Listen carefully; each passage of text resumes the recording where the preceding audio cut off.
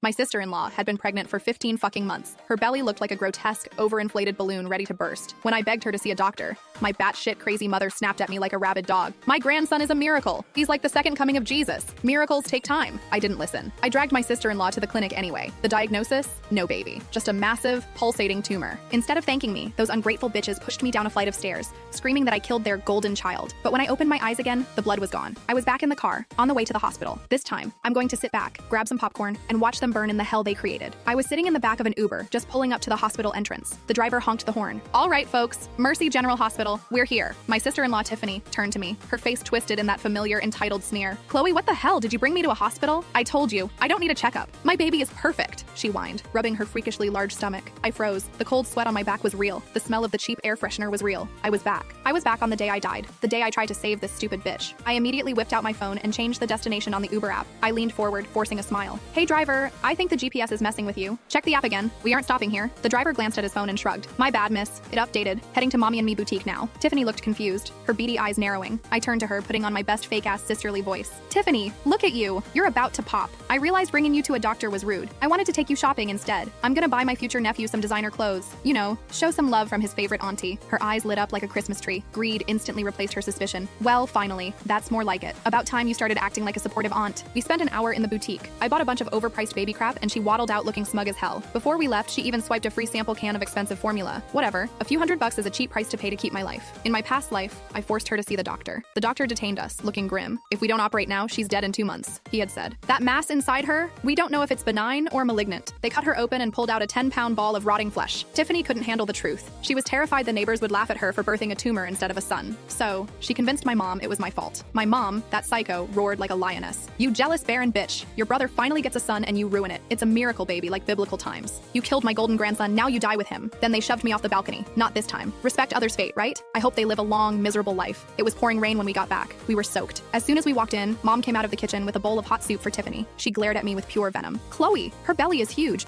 Why did you drag her out in this weather? If anything happens to my grandson, I will skin you alive. My brother Travis rushed over with a towel to dry Tiffany's hair. He was practically drooling over her stomach, adding fuel to the fire. Chloe, just because you can't lay an egg doesn't mean you should crack ours. Well, Travis was technically right. Tiffany was carrying an egg, a literal meat egg. I've been married 3 years, but I wanted to focus on my career. In my last life, my husband Ethan suffered the most. After Tiffany hacked me to death, Ethan took care of my family out of guilt. He even signed over our 3 rental properties to them. He didn't know the murderers were sleeping in his guest room. Eventually, they killed him too. To Mom and Travis, Tiffany's belly was the holy grail. Mom spent her mornings at church and her nights burning sage and praying to weird statues. Before dinner, she'd chant, "Lord, please protect the heir of our family." Then she'd look at Tiffany like a prize pig. See, Tiffany? If I didn't pray every day, you wouldn't be this big this fast. In the past, I tried to tell Mom that a